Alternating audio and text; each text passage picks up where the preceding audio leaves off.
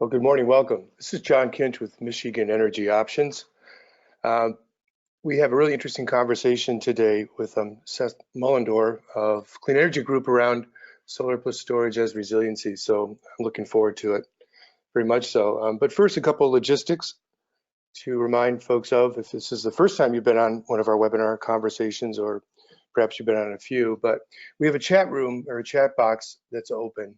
So feel free to send questions into that. We'll leave ample time at the end of the presentation by Seth and our conversation for your own questions and answers, but we're happy to interrupt what we're doing if you have something which is germane to the particular topic we're talking about at that time. It's been kind of a tradition, I think, since I've been doing these, and this is our second round. We did some in the summertime. I'm going to give you the weather report from Grand Rapids, Michigan regarding solar sun. And it's not looking so good. It looks like by about 4 o'clock today, an hour and a half before the sun sets, we might get a little bit of sun. So we have a community solar park, as some of you know, in East Lansing. We own and operate that park through an LLC. Actually, not to toot our own horn too much, but in 2019, just recently, we won Project of the Year from the Michigan Energy Innovation Business Council. So now that we own and operate this, and kilowatt hours produced by the sun translates into dollars for our organization, I like to check on the sun. And this time of year, as we head towards the solstice, of course, at a latitude such as ours, it can be a little bit stingy. But be that as it may, solar still works in Michigan, and it also works in many other places, including Vermont, where Seth is from. So a few intended outcomes of the conversation with Seth this morning. I think one of them is going to be really, what is clean energy resiliency? What is it and what is it not? I'm very interested in having Seth give us some examples and definitions of that. I'm also wanting to hear about what it takes to make projects happen that have these components to it. What policy environment, what regulatory environment do you need? What incentives do you need to see more of this kind of thing happening? And then where is it today in the country, and why is it in those places? And what could we be doing perhaps more on the front when it comes to Michigan? Next slide, please. We have some more webinars coming up. I encourage you to please join us if you can.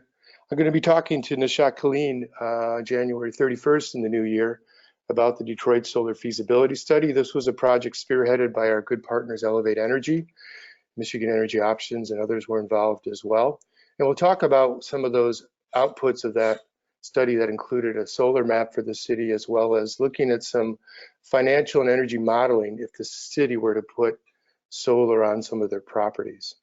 And then February, we're still working on the date. I'm going to be talking to Gretchen Bakke. She wrote the book called The Grid. And if you haven't read the book, read the book. It's a great book. It's well researched. It's just, and it's also a wonderful read. She does a really good job of reporting on the situation we're in today with our grid and its inability really to kind of handle the renewables that we're trying to make happen. And interestingly enough, Gretchen is a cultural anthropologist by training. So she's not necessarily an energy nerd. Next slide, Michael. I want to talk just briefly about the word resilience. I got kind of curious as to what its origin was, and not surprisingly, it's a Latinate word that came into the English language during the Renaissance. No surprises there if any of you are English majors like I am. And it came into the language in two kind of ways. One was just a verb that referred to kind of leaping back or jumping back, so it really had everything to do with just physicality. And also it had some purchase early in the Renaissance around the notion of physics.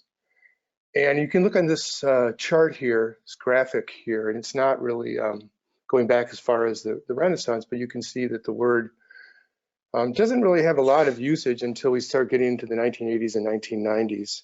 And during that period, looking at some of the references, at least, it seems like resilience was being used a lot around economic resilience as well as psychological resilience, kind of being able to withstand, kind of shocks to the system, whether they're economic or personal. And of course, today, resilience means an awful lot to those of us in the energy and environmental worlds. There's a number of organizations out there with that name, resilience.org, for example. There's a Resilience Alliance.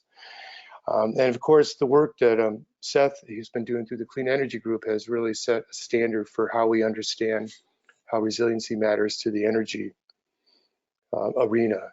And one last note before I let Seth talk is that, Vermont is knocking it out. We've got both the Clean Energy Group in Vermont. We also have the Regulatory Assistance Project in Vermont. Both of these organizations do dynamite research and work, and they make so much of it open source for the rest of us. And also Green Mountain Power is in Vermont. So there's something going on in the Green Mountain State, I think, that other states perhaps don't have. So this is Seth. We're going to, by the way, let you see Seth and me live towards the end of his presentation. Seth can tell you a little bit about what he does at Clean Energy Group, about his background, and then he's going to talk to you about some of the really great work they're doing. And like I said, if you have a question that's germane to what he's saying during his presentation, please send it into the chat box. Very good. Thanks. And Seth, join us, please.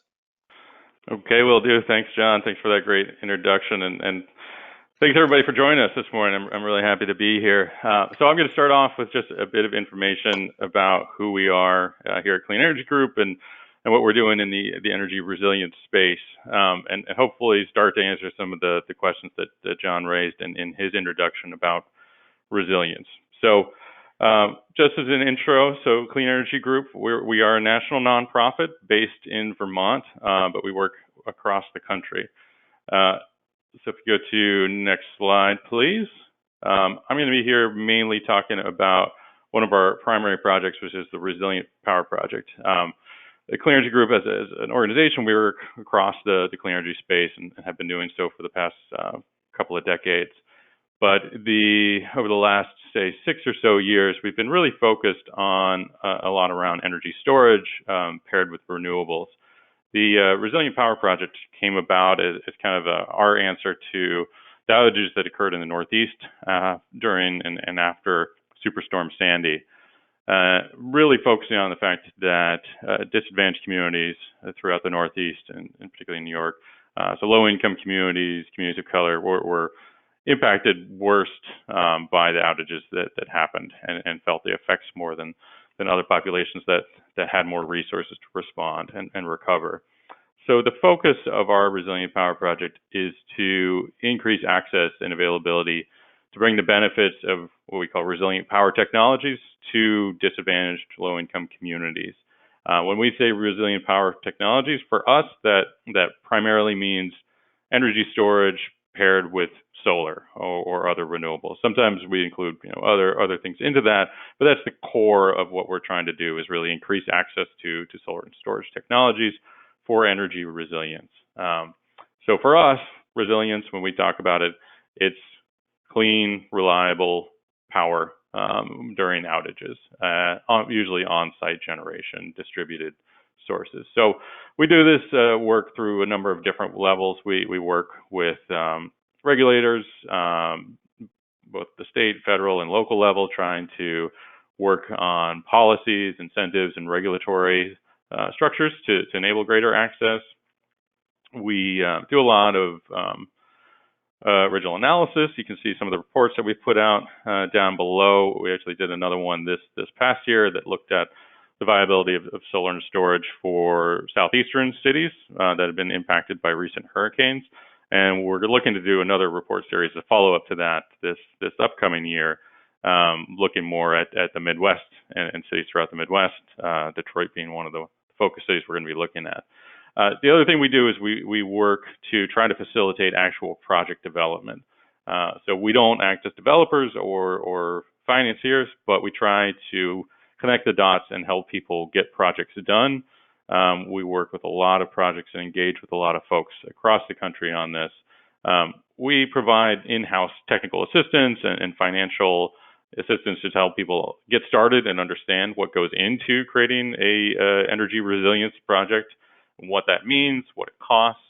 And then for some projects, this is specific to, we really have two buckets. One is affordable housing, usually multifamily affordable housing that we focus on, and then critical community facilities, which is a pretty broad bucket that can include anything from, say, a church that acts as a community shelter or a food bank, up to first responders, and we've even worked with some hospitals. On the next slide, actually, it shows some of the projects that we've worked over the past years. It's over 150 projects that we worked on. I mean, this is anything from, just a few phone calls to help people walk through the process, up to providing some small technical assistance grants, which we can do in some cases, to help bring in engineering expertise to at least do preliminary feasibility analysis for these. So this shows some of the projects that we've worked on. You can see a lot of the work has been focused in the Northeast, where there's been a lot of interest in this. Increasingly, we're seeing a lot of interest in the West Coast as well, both in California, which has experienced a lot of shutoffs with their wildfire troubles, and the Pacific Northwest, which is looking at some pretty big outage concerns with a major fault line, Cascadia fault line that runs through there. We've also done a lot of work over the past couple of years in Puerto Rico in the wake of Hurricane Maria, and increasingly in the Southeast. You can see the Midwest is less so, but we're working on it, and we're trying to get projects done everywhere that there's interest. So now I'm going to dig in a little bit deeper. I'm going to go through these pretty quick, but just to give you a better sense of what these projects actually look like. So on the next slide, just starting from the smallest scale, this is one of the few actually residential scale projects that we've worked on. And this is actually here in Vermont, where I'm located, where Clean Energy Group is headquartered. This is in a town called Waltham, Vermont. What this is, it's called McLean Lane, and it was a defunct mobile home park that was in disrepair, and it was redeveloped as 14 net zero modular homes, actually developed by a Vermont company called Vermod. So they had the solar already, and we worked with partners to make sure that energy storage was also a component of these homes, so that there would be that resilience component. So when you're in a house where everything is running off of electricity, when that goes out, you're in trouble, particularly in the Vermont winters here. That can be a major problem. These are all low-income rental homes, and there was actually a recent outage. So this was done in partnership with Green Mountain Power. John mentioned here, that's the biggest utility in Vermont. So Green Mountain Power contributed to this project through offsetting some of the costs of the battery systems. The battery is in the bottom right-hand side there. That's a Sonnen unit, residential unit there. And when Green Mountain Power can tap into these batteries when they're facing high demand on their system. So they're looking to offset the costs that they pay to our regional transmission, the New England ISO, both at a monthly level and an annual level. So they tapped into this system, these systems, and about 2,000 other residential systems that they have dispersed across the state, and a couple of big batteries to offset their costs.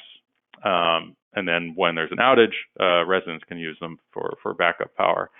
Just an example of how Green Mountain Power is recouping their input into this, their expenses on these projects. This past year, just in a 1-hour event, meeting the annual peak event for the region, Green Mountain Power was able to save $900,000 for 1 hour discharging these batteries. We also had a pretty big storm here around Halloween this past year, knocked out power to tens of thousands of folks in Vermont, which for Vermont that's a lot. And about 1,100 homes that had batteries installed through the GMP programs were able to have backup power. Now, one of the things to think about with backup power through solar and storage versus a generator, you've got a finite amount of time. So on average, these systems, and a lot of these are not paired with solar, so it's just the battery. On average, the systems were able to provide 9 hours of backup power to critical loads. But there was at least one home that provided backup power for over 80 hours for their house, and that was a solar and storage combination. The other point there too is that when we're talking about what we're backing up, it's usually not a whole home or a whole facility.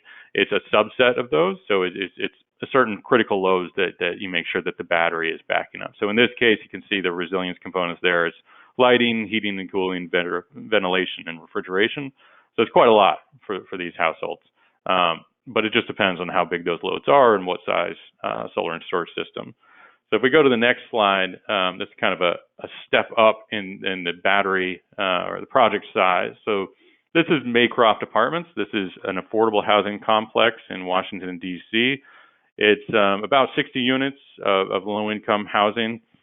This was a really interesting project. We just worked on it this past last year with an organization called New Partners Community Energy in the DC area. So the solar system, over 60 kilowatt solar system here at Maycroft, it is a community solar installation. So all of the solar power during normal operation from this system flows directly onto the grid, and credits from this system and some other systems in DC area on other properties flow back to the residents of Maycroft Apartments, and each resident saves $40 to $50 per month on their electricity bills due to the community solar subscription, which at this apartment complex is a big part of those credits, and that's a big savings for the folks in this apartment building. They're actually put out a video from one of the residents, and he said, this means extra meals for folks and not having to make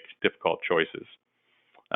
The battery system for this, these are, so that was in the last slide, there's a lithium ion battery. These are also lithium ion batteries. You can see again down in the bottom right there. There's a bunch of units, so it's 16 individual batteries that are put together for a 56 kilowatt hour battery system. So in the basement of Maycroft Apartments, there's a community center or community space for the building, and that's where their resiliency hub is now located. And when there's an outage, the solar system disconnects from the grid, works with the batteries to provide lighting, exhaust and floor fans, charging for devices, both phones and folks that have medical devices, refrigeration for food and medication, TV to keep communicating with the outside world or keep up on what's going on outside, and microwave for some simple food preparation. So it allows people to be able to shelter in place for residents that often have a difficult time trying to find other places to stay in an emergency or outage situation. So this is a really great project for a lot of reasons, and just a lot of great champions brought this one together. So we're going to go to one more project, and this is in Massachusetts, and this is with a municipal utility in Massachusetts, the Sterling Municipal Light Department. So they're a moderate-sized municipal utility, Sterling, Massachusetts. They had an existing solar array that's about 2 megawatts, and they wanted to add energy storage to this. Actually, interesting background to this, they were originally looking at installing a peaking unit, so a gas-fired peaker plant to meet their peak demand, because they were facing such high costs for peak demand, again, with ISO New England.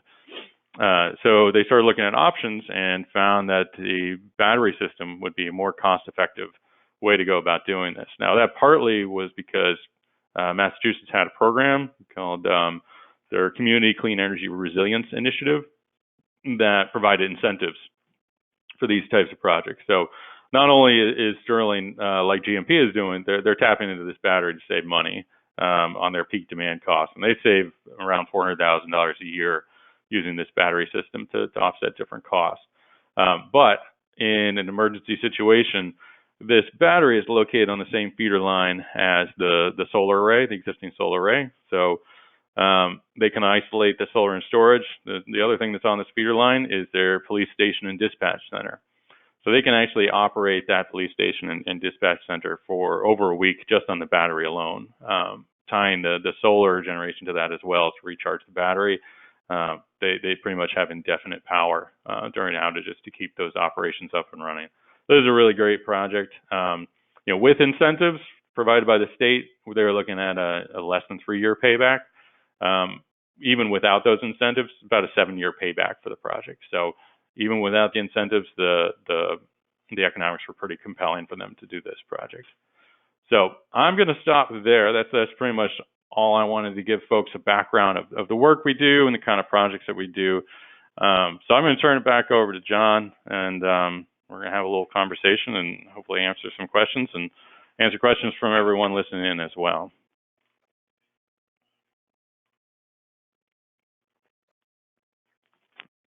Thank you, Seth. You want to turn on your webcam so people can see your smiling face in Vermont? Okay. Let's stay in Massachusetts a second or two, because Yep. you guys put out a report earlier this year called Energy Storage, a New Efficiency, How States Can Use Energy Efficiency Funds to Support Battery Storage and Flatten Costly Demand Peaks. That was written by a colleague of yours, Todd Olinsky-Paul. But I'm very interested in that idea that not only does shaving peak demand benefit the customer using batteries, but in fact, it even helps the utility, in the case of Green Mountain Power, not have to go out and buy expensive LMP power when they've got, they've got oversubscription of energy. In other words, they need to find power in a hurry. So I guess I haven't typically thought of storage as solving a problem for the utilities in that sense, in terms of its relationship with the RTO. But talk more about like this whole issue of shaving demand and peak and how important that is to everything. Yeah, I mean, that's important on multiple levels. So, I mean, that was really how energy storage first got in for behind the meter systems, really at the customer side. So there's two sides to the peak demand. There's the customer side and the utility side. So for folks familiar with commercial rates, a lot of commercial rates include a demand charge. And in some places, those are quite high. Massachusetts is actually one of the places where they're quite high. I actually, from what I remember of the Detroit project we looked on, DTE actually has some pretty significant demand charges as well. Absolutely. Yep.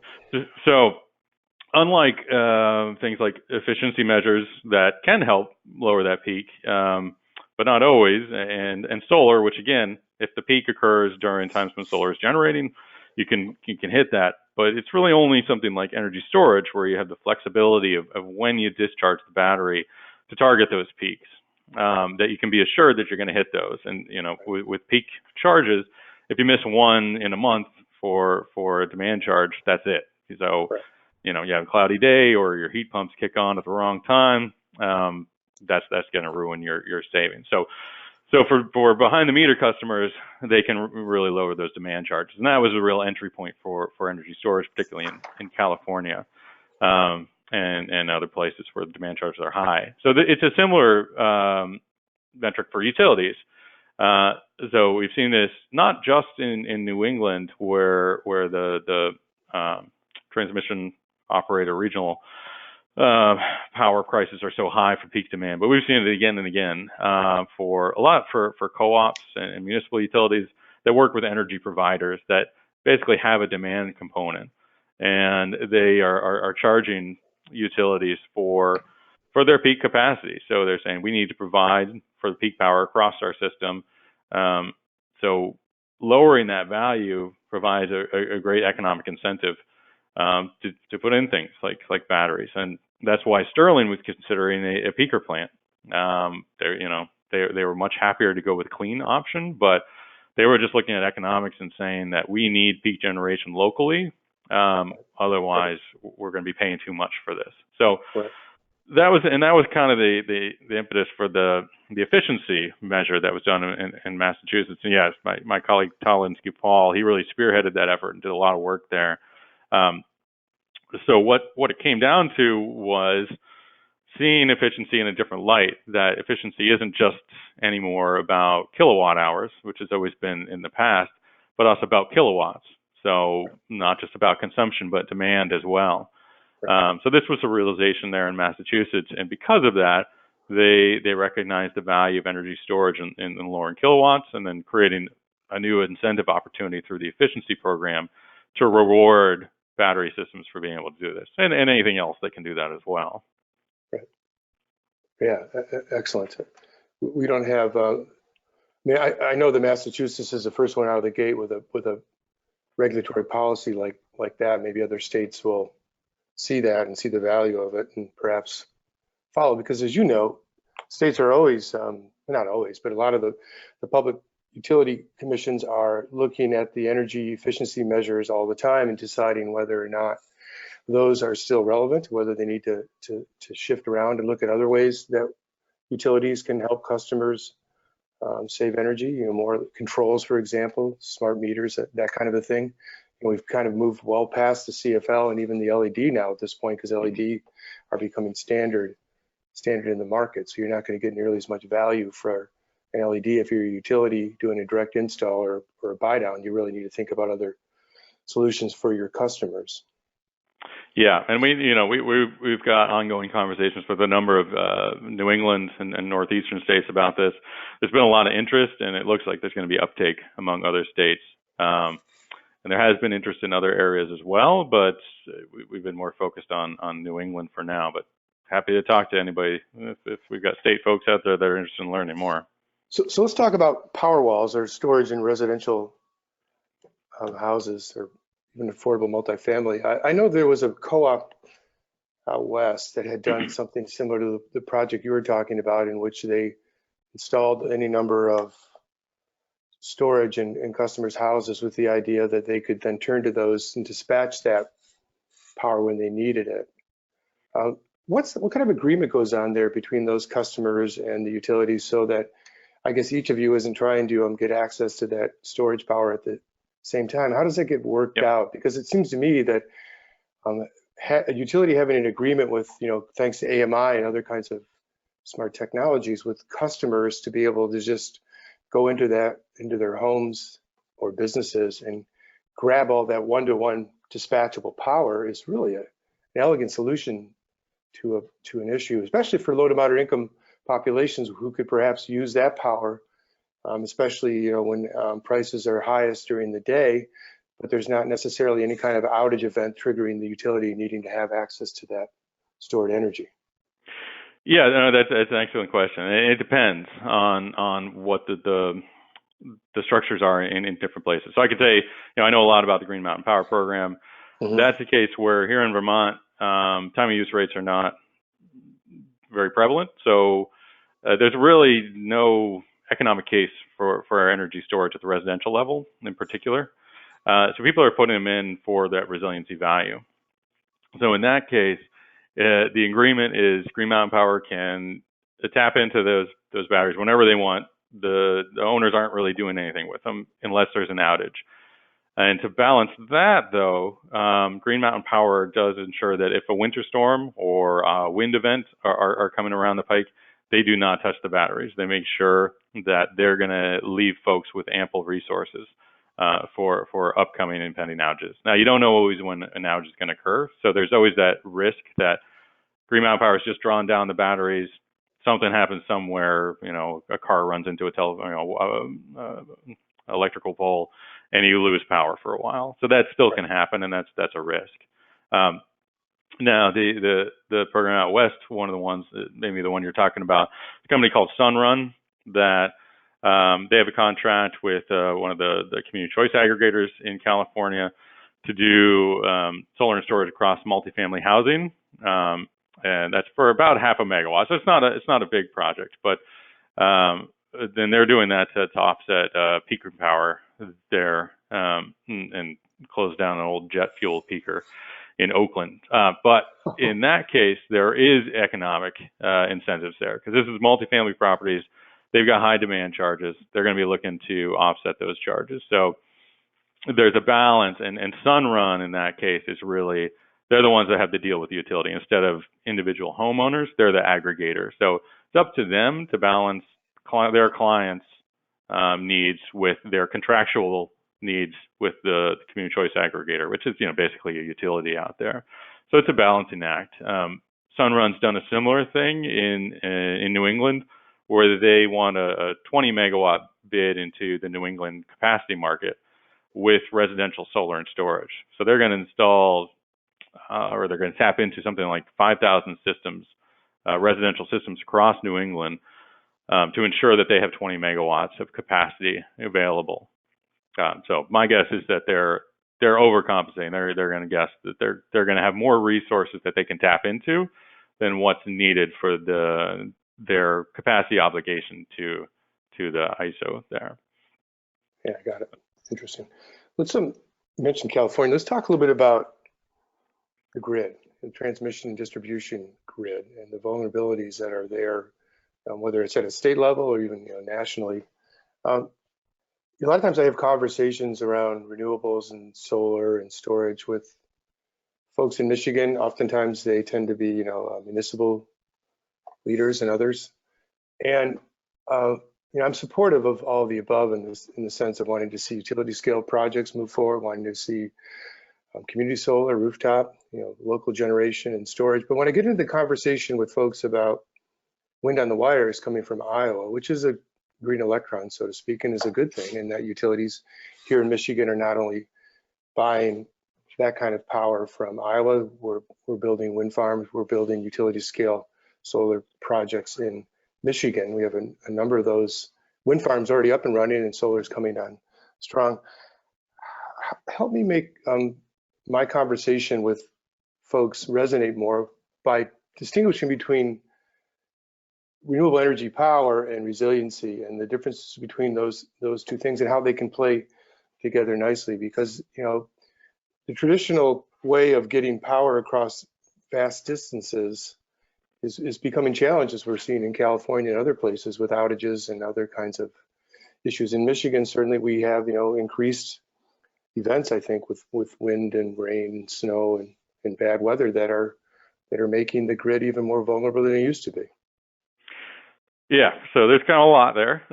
So, right. And I think it depends, I think there's a lot of overlaps, and it's going to take, of course, both a big scale and finding where the renewable generation makes sense to develop and bringing it to where it's needed. So, I mean, if we're talking about, big climate, talking about, getting to 100% renewables or at least net zero emissions, you're going to have to build a lot of really big stuff, and you're going to have to figure out how to get it from one place to another. So that's certainly part of the equation. Absolutely. But, and what we do a lot in our work is saying, let's not do that and close out the opportunity for all the benefits that having local power can provide. Because it might not be the cheapest option when you're doing this, but you have to look at all the benefits that it can provide. So let's say something in the case of like the Sterling project, they didn't have to do a resilience component in there, and they got incentivized to do it. But they're getting these extra benefits from resources they were already putting onto the grid. So it's partially being thoughtful and intentional about where there are opportunities to have local on-site generation and local on-site energy storage resources that can provide these benefits, and looking for opportunities to have the greatest impact when you're doing that. So, where are community facilities that should be up and running, and where are the weak points in the grid?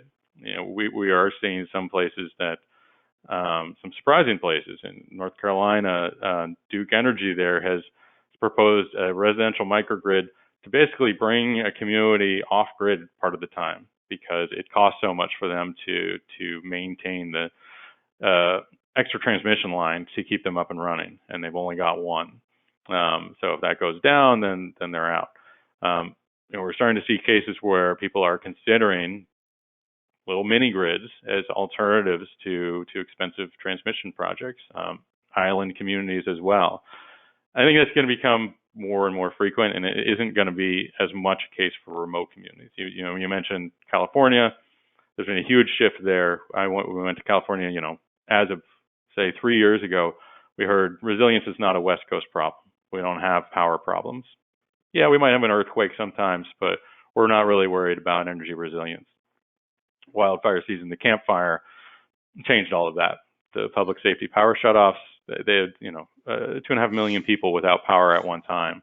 In California, this is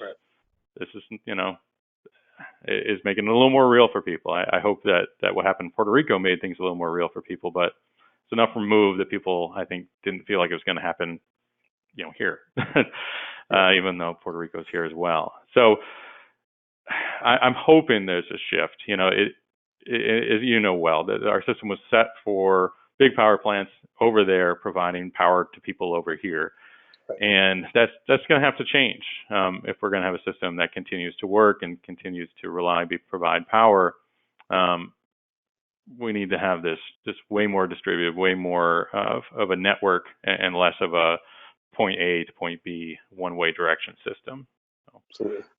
I feel like that's kind of a rambling answer, but there's a lot there to address. Yeah. I mean, it's the reality of energy planning going forward. It's going to be a lot more complex than it used to be, I think. Hey, Michael, you have some questions in the chat box for Seth? Yeah, we've got a couple here, and the first one, I think points back to your original project map that you had back there. Would you be able to comment or provide kind of a summary on your affordable housing project in Detroit, kind of getting back to the Michigan scene and what that might look like? Yeah, so there's an affordable housing provider that has properties across a number of states that we've been working with off and on for a number of years, trying to find the right project to work with. So they have some properties in Detroit that we looked at. It didn't make sense at the time. We did some preliminary analysis there, looked at DT pricing. One of the difficulties in making it work in Detroit was the fact that DT has a ratchet for their demand charges, which means if you have one high month, your demand is going to be pegged at that high level for I forget the next 11 or 12 months. It's been a while since I looked at DT rates, so don't hold me to that. But it didn't work out. Now that's been a couple of years since we looked at that, and battery prices continue to come down, 20% a year, at least for the battery pack prices. So I'd like to look at that project again. But in general, affordable housing is tough. Any projects in affordable housing are a little bit tougher than other places, just because financing and the complexities of low-income housing, tax credits, and I'm not a finance person, so I'm not going to get in all of that. But it's hard. That's why we're focused on this. It's not because it's easy. So if there's specific questions about doing an affordable housing project in Detroit, please follow up with me. At the end, we'll have my contact details on here. But please feel free to reach out. And also, if I might interject, Seth, you have a number of reports with your resilient power project that are looking at good examples in that sector in the affordable multifamily space, and they're just a wealth of information. So people should go take a look at some of the reports you guys have done. So, yeah, and I'll just say, the successful projects we've worked on, it's usually a couple of things. One, there often are incentives or funding opportunities of some kind or another. Not always, but in general, there's something that helps the economics along. The other thing is just having a champion that really wants to get it done. It's been really surprising how much of a difference that makes. So we've got one more question here. So in Michigan, Consumers is planning to bring on 6 gigawatts of solar by 2030. Do you have any sense of what kind of kilowatt hour price you think we're headed towards with the solar and storage configuration by then? Kind of looking forward over the next decade or so. Any sense in your crystal ball there?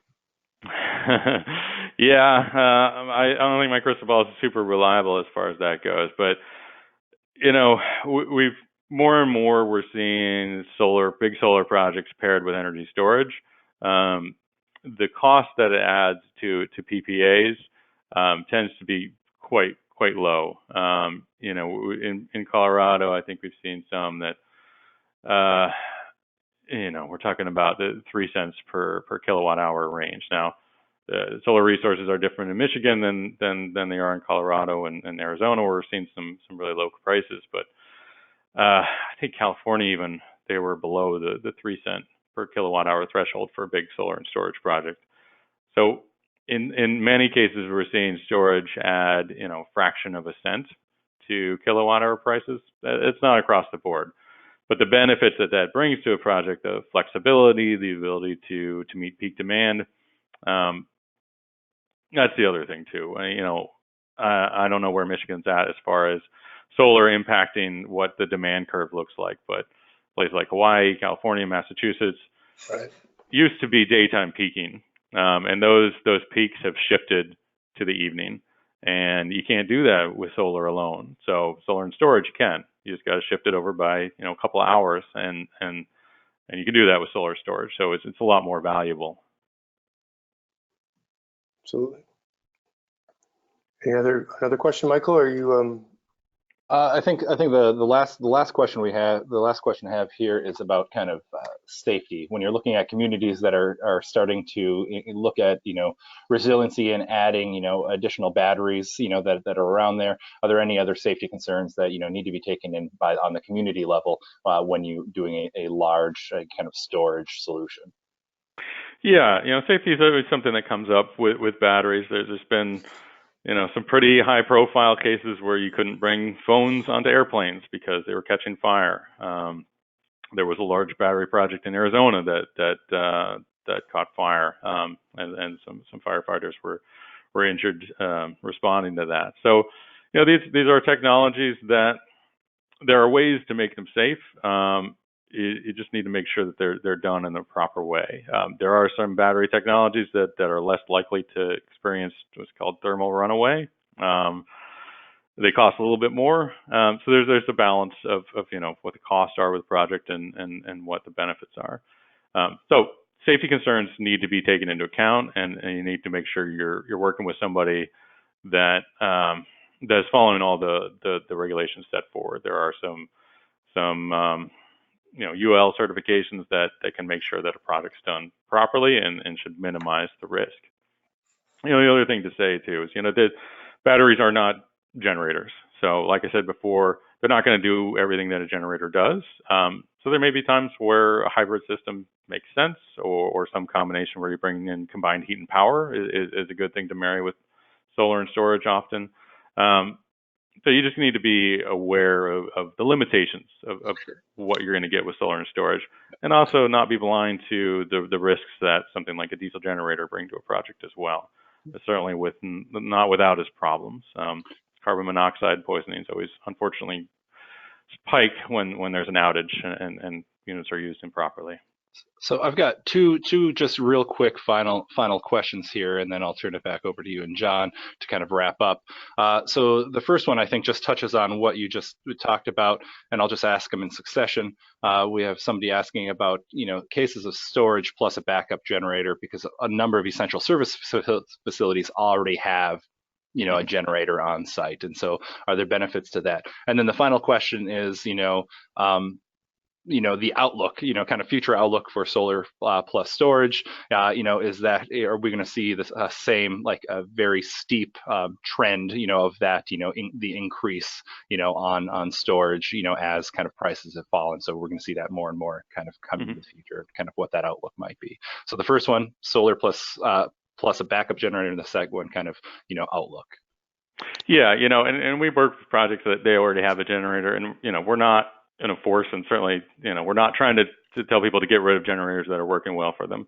What solar and storage can do is it can provide an extra level of security, or it can provide can augment the capacity of the generator. So either back up additional things, or there are hybrid systems that they really utilize solar and storage, and the generator is only brought in kind of as a backup to the solar storage backup, so that the generator kicks on to charge up the battery.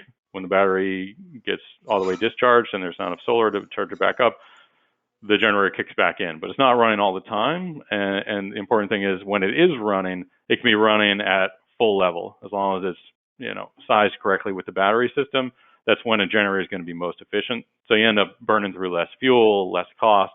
If you're having trouble with fuel supply, it can mean a big difference for how long the system can last, and can add days on to when a diesel generator or a gas generator can operate without fuel supply. So there are a lot of benefits that come along with that, and plus reduced emissions is a huge deal for folks that are concerned on that level as well. As far as the outlook, there's a lot of moving pieces there.